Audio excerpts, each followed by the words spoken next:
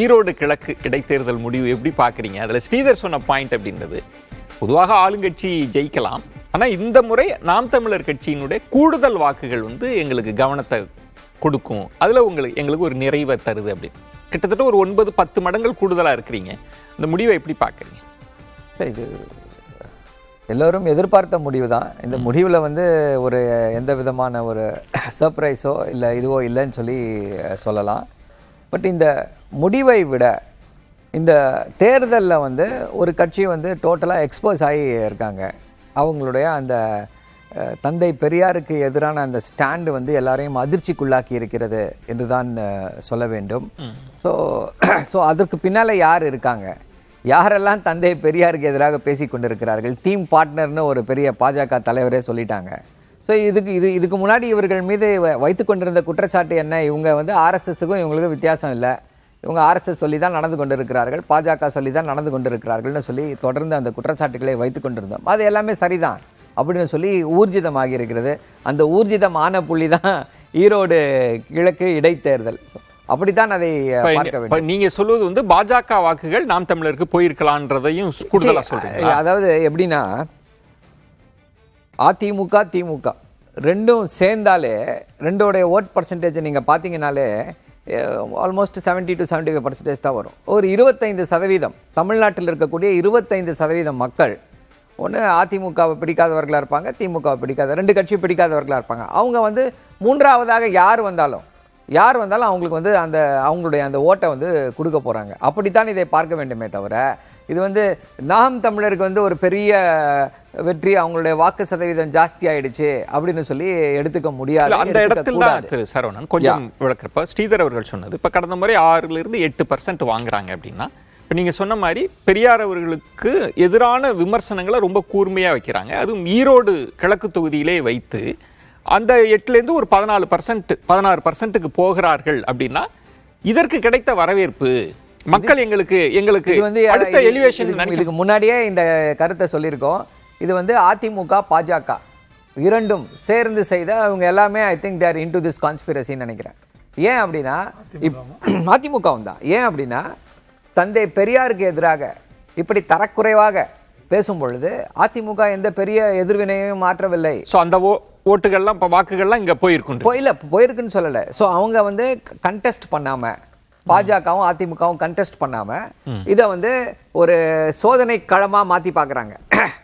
அதாவது பாஜகவுடைய நோக்கம் என்ன அப்படின்னா, எப்படியாவது தந்தை பெரியார் அவர்களை வந்து அந்த ஐகானிக் ஸ்டேட்டஸ்ல இருந்து தள்ளி விட்டுறணும், அதற்கு எதிரான அரசியலை வந்து செய்ய முடியுமா, செய்ய வேண்டும் அப்படின்ற அந்த முயற்சியில இறங்கி இருக்கு. அவர்களுடைய பகடை காய்கள் தான் இவங்க எல்லாரும். அதை வந்து அதிமுக வேண்டுமென்றே இந்த தேர்தலில் போட்டியிடாம யார் வேணா இது பண்ணட்டும் அப்படின்னு சொல்லி போகும் பொழுது, யாரா இருந்தாலும் அதுதான் சொன்ன 25% நீங்க வந்து 14% தான் சொல்லியிருக்கீங்க. ஓகே. ஸோ இட்ஸ் இதை வந்து வேற ஏதோடும் பொருத்தி பார்க்க வேண்டாம்.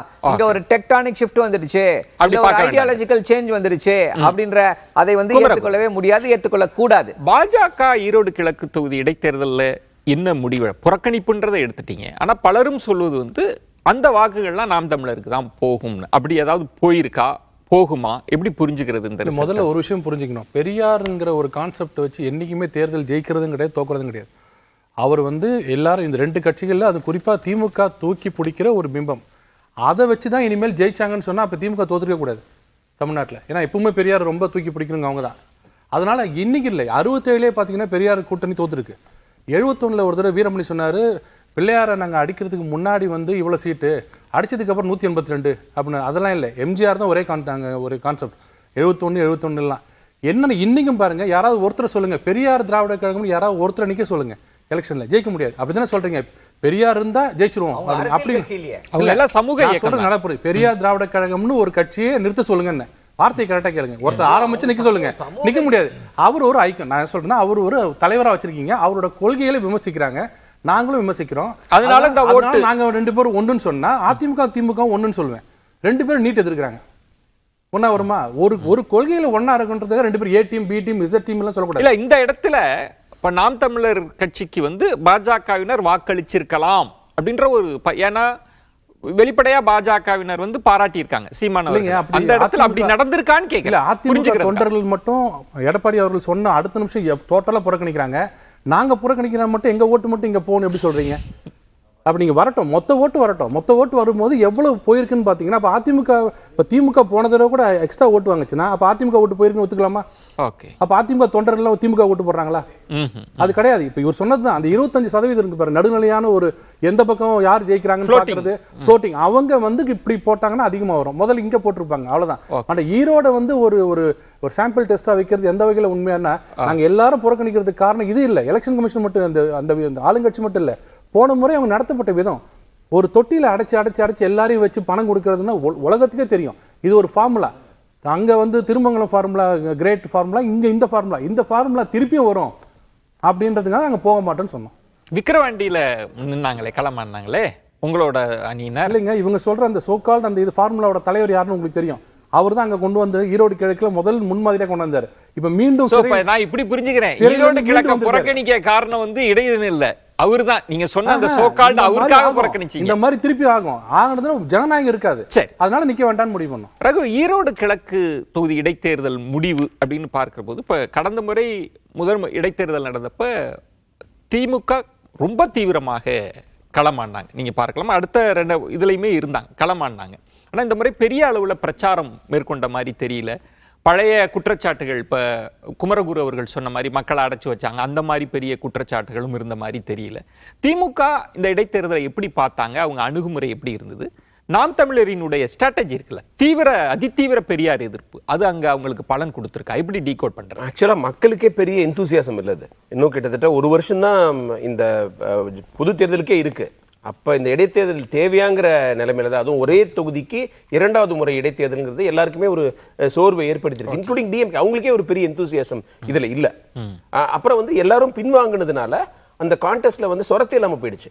இப்ப நீங்க டிஎம்கேவோ அல்லது வந்து ஏடிஎம்கேவோ அல்லது பிஜேபியோ வந்து போட்டி போட்டிருந்தாங்கன்னா கொஞ்சம் சூடா இருந்திருக்கும். பெரியாரை பத்தி திரு சீமான் பேசினதுனால தான் ஓரளவுக்கு, அதுவும் ஈரோடுங்கிறது ஒரு சிம்பாலிக்கா பெரியாருடைய ஊர்ல எலெக்ஷன் நடக்கிறதுனால கொஞ்சம் ஒரு பேசு பொருளாச்சே தவிர, அவர் பரப்புரையும் போது அவர் பேசுனது அங்க திரும்பவும் தன்னுடைய ஆன்டி பெரியார் அட்டரன்சஸ் அவர் தொடர்ந்துகிட்டே இருந்தார். அதுதான் இதுல வந்து ஏதோ அது அவருக்கு பலன் கொடுத்திருக்குமா? அங்க வந்து புறக்கணிச்சிருக்காங்க, ஏடிஎம்கே பாஜக புறக்கணிச்சதுனால அவருக்கு அது அந்த வியூகம் கை. திரு குமரகுரு சொன்ன மாதிரி பெரியாரை வச்சு எலெக்ஷன்லாம் ஜெயிக்க முடியாது. பட் பெரியார்ங்கிற ஒரு ஐகான், அதாவது கடவுளை நம்புறவங்களும் பெரியாரை வந்து மதிப்பா பேசுற ஒரு மாநிலம். ஏன்னா அவர் பெரியாருங்கிறது வந்து நீங்க கடவுள் எதிர்ப்புங்கிறது ஒரே ஒரு பாட்டு தான். அவருடைய பெண்ணுரிமை, அதுக்கப்புறம் மூடப்பழக்கங்களை ஒழிக்கிறது, அறிவியல் சிந்தனைகளை வளர்க்கறது, இந்த மாதிரி அவர் வந்து இன்னோவேட்டிவா நிறைய பேசியிருக்காரு. ஸோ அதனால அதாவது திராவிட இயக்கங்களை சாராதவர்களும் பெரியாரை ஃபாலோ பண்ண முடியும். அந்த அளவுக்கு அவர் ஒரு அவரோட கருத்துக்களை பேசியிருக்கிறாரு. ஸோ அதை பேசினது வந்து சீமான் வந்து ஏற்கனவே பெரியார் இது மாதிரிலாம் பேசுனது இல்லை, பாராட்டியிருக்காரு. போன பிறந்த நாள் போது பாராட்டியிருக்காரு. இப்போ அவருக்கு என்ன கம்பல்ஷன்ங்கிறது வந்து நம்ம ஆராயணும். இப்போ மேபி விஜயோட என்ட்ரினால இவருக்கு வந்து ஒரு எக்ஸிஸ்டன்ஷியல் த்ரெட்டா, ஏதாவது பேசி நம்ம வந்து ஒரு தன்னுடைய இருத்தலை நிரூபிக்கணுமாங்கிற ஒரு நிலைமைக்கு வந்திருக்காராங்கிற கேள்விலாம் இருக்குது. ரொம்ப சீரியஸா கன்விக்ஷனோட பேசுறாரா? ஏன்னா பெரியாருடைய கருத்துக்களை நீங்க வந்து ஐசோலேஷன்ல பேசக்கூடாது. எல்லாத்துக்குமே ஒரு கான்டெக்ஸ்ட் இருக்கு. இப்ப நீங்க காட்டு மிராண்டி மொழின்னு சொன்னாரு, எதுக்காக சொன்னாருங்கிறத நீங்க பார்க்கணும். என்னுடைய மக்களுடைய சமத்துவத்துக்கு உதவாத, முன்னேற்றத்துக்கு உதவாத மொழி காட்டு மிராண்டி மொழின்னு சொன்னாரு, தமிழ் மேல ஒரு கோபம் கிடையாது. இது வந்து நாம் தமிழருக்கு இப்ப 2 கட்சிகள், பிரதான 2 அணி புறக்கணிச்சதுக்கு பிறகு இவங்க களமாடுறாங்க, பெரியார் எதிர்ப்பை தீவிரமா முன்வைக்கிறாங்கன்னா, இது கிட்டத்தட்ட அடுத்து 2026 தேர்தல் வருகிறப்ப நாம் தமிழருக்கு இது பலனா இருக்குமா? எப்படி பார்க்க? அழிக்காதுங்க. அதான் நான் சொல்றேன். ஒண்ணு நாகரிகமா நீங்க வந்து விமர்சிக்கணும். சரி, அப்புறம் வந்து நீங்க பெரியாருடைய ரொம்ப தீவிரமான கருத்தியல் எதிரிகள் பேசாத விஷயத்துல இவர் பேசியிருக்கிறார், அதை மக்கள் ஏத்துக்க மாட்டாங்க.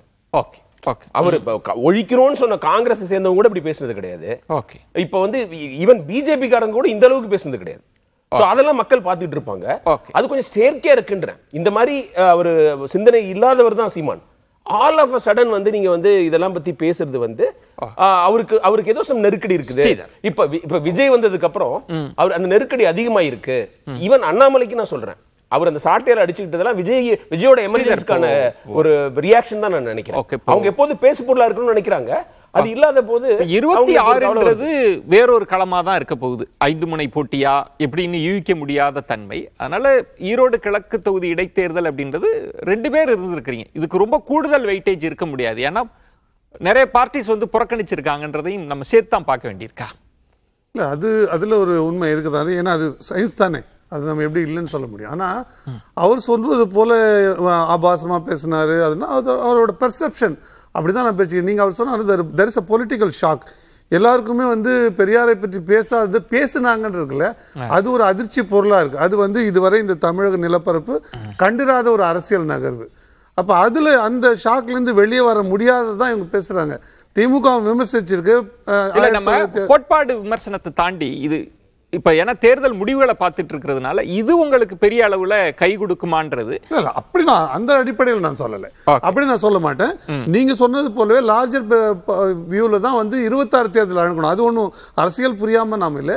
ஆனால் இப்படி பேசிய பேச்சுகள் இதை பாதிச்சிருந்ததுன்னா இவங்க சொல்ற அதிமுக காரர்களும் பெரியார வழிபடுபவர்கள் தானே, அப்ப அவர்களுக்கு மட்டும் அந்த கோபம் இருக்காது. அப்படி விமர்சிச்சிருந்தா அவங்க எதிர்த்து தானே போட்டிருப்பாங்க. பேசலாம். அதனால அதுல எனக்கு மாற்று இல்லை.